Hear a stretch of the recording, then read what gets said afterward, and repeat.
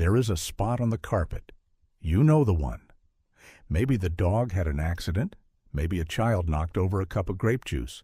Maybe it's just that gray, worn path by the door where every shoe has walked for years. And most folks do one of two things, both of them wrong. Either they run to the store and buy a $5 can of carpet-stained spray full of harsh chemicals, get down on their knees, and scrub at that spot as hard as they can, which, I'm going to show you, actually makes it worse.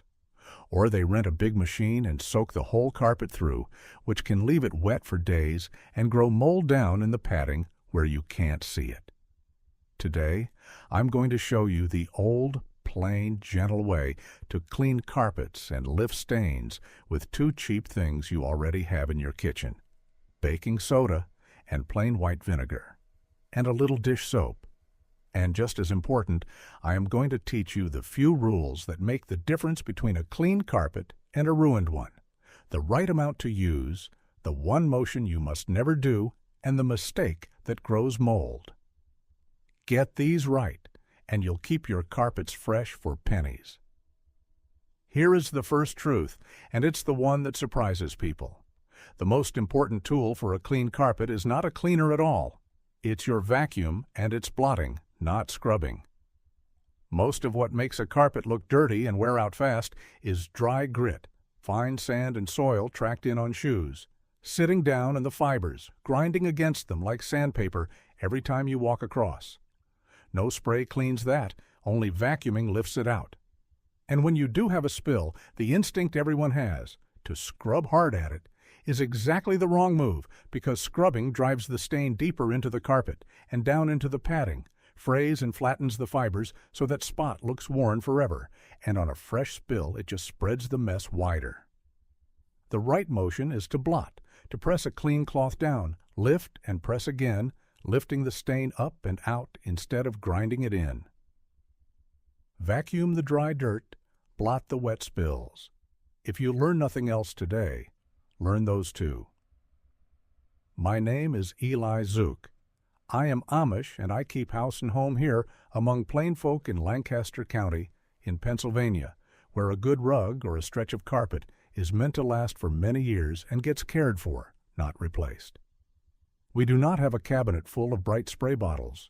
We have baking soda, we have vinegar, we have a little soap and some clean rags, and with those few honest things, we keep our floors fresh and our stains lifted. So let me hand you the whole of it, plain, with the right amounts, so you can do it gently and well and not harm the carpet you're trying to save. Let me tell you what each of your two main helpers actually does, because if you understand that, you'll know which to reach for. Baking soda, plain sodium bicarbonate, is two things.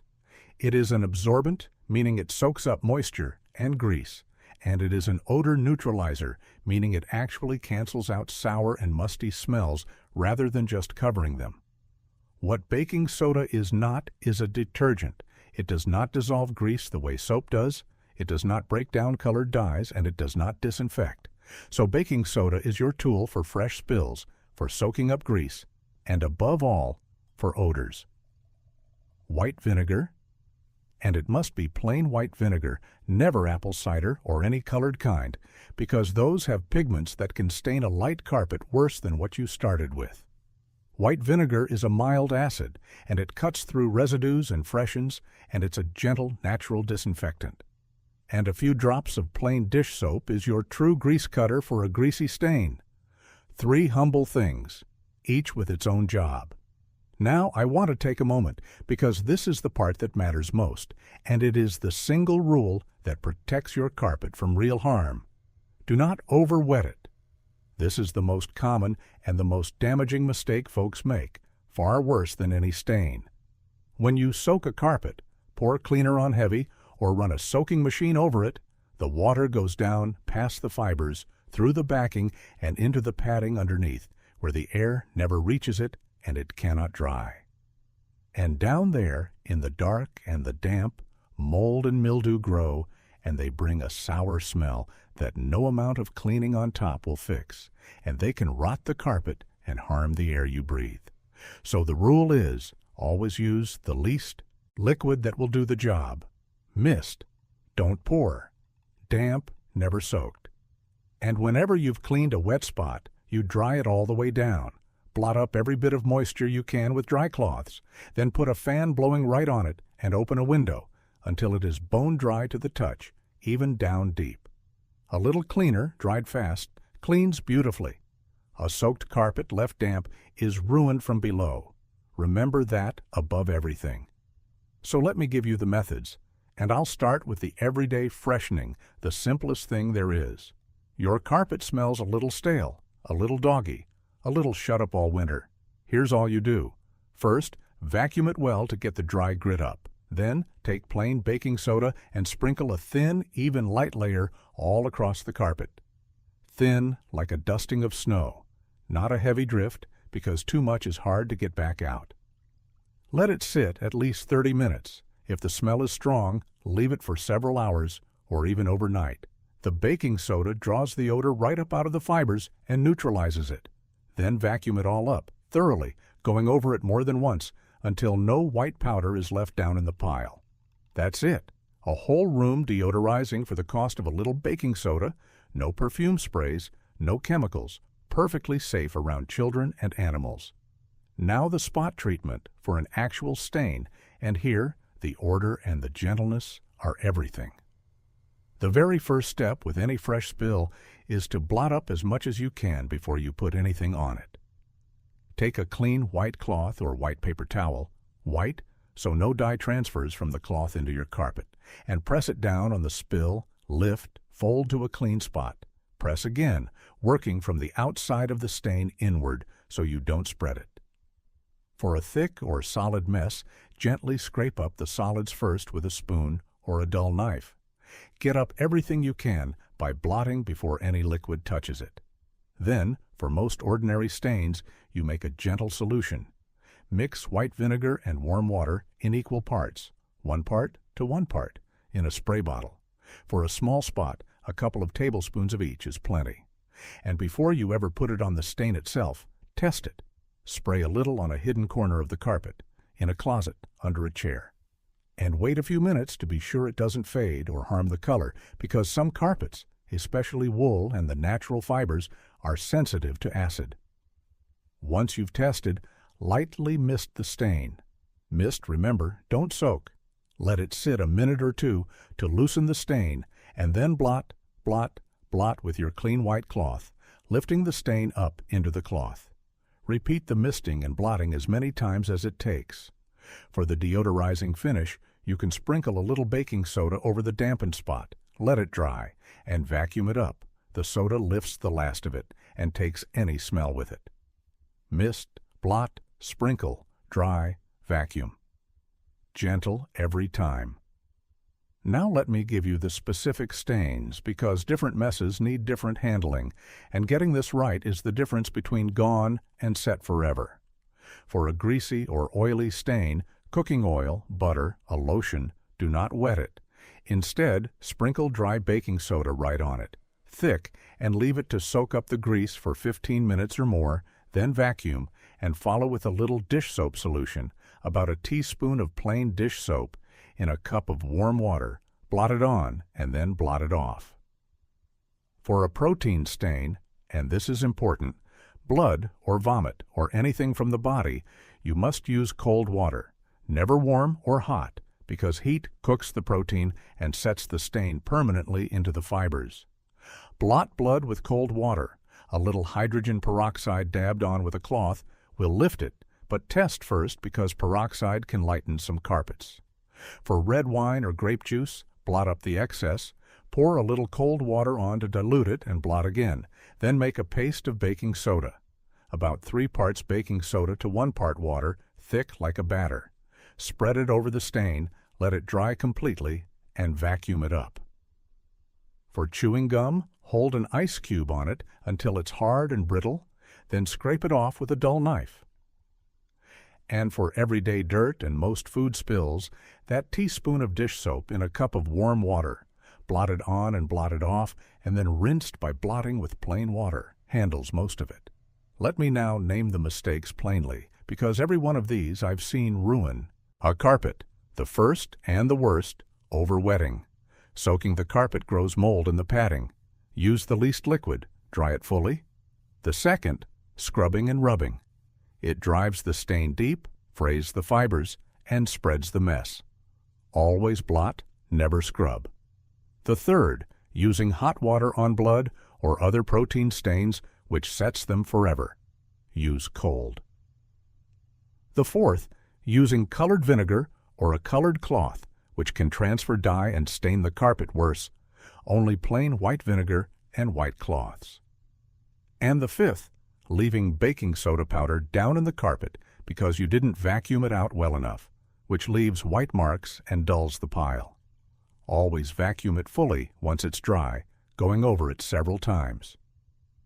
Avoid those 5, and your gentle cleaning will only ever help, never harm.